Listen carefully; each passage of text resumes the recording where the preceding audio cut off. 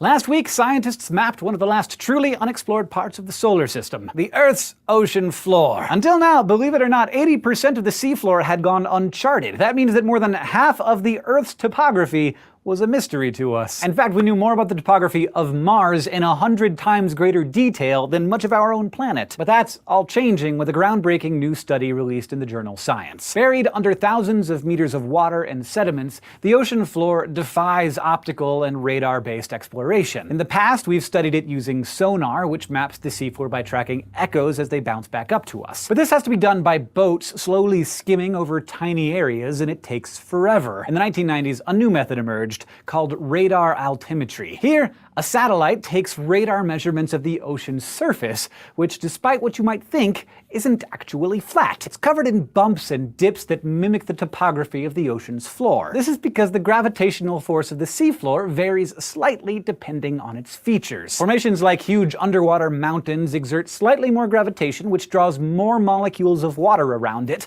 This can create a shallow bump in the ocean's surface up to 10 centimeters high. Using this technique, a team led by the Scripps Institution of Oceanography used the altimeter on Cryosat-2, an ESA satellite designed to measure polar ice, to make a map of the ocean that's twice as accurate as the last one. Cryosat-2 can measure the ocean's surface to within a few centimeters. By averaging billions of measurements from Cryosat-2 with billions of measurements from NASA's JASON-1, another satellite equipped with an altimeter, the team came up with a more precise measurement than ever. And it revealed up to 20,000 new undersea volcanoes that we never knew existed, as well as new insights into the tectonics that govern the interactions between our oceans and continents. They discovered two mid-ocean ridges where oceanic plates diverge and new crust forms, one that's now extinct off the coast of Mexico and one that's still active off the coast of India. They also mapped fracture zones, kind of like stretch marks on the seafloor that form as plates separate. The oceanographers traced them from South America to Africa to show exactly where the continents drifted. This new technology could revolutionize our ability to study our geologic history,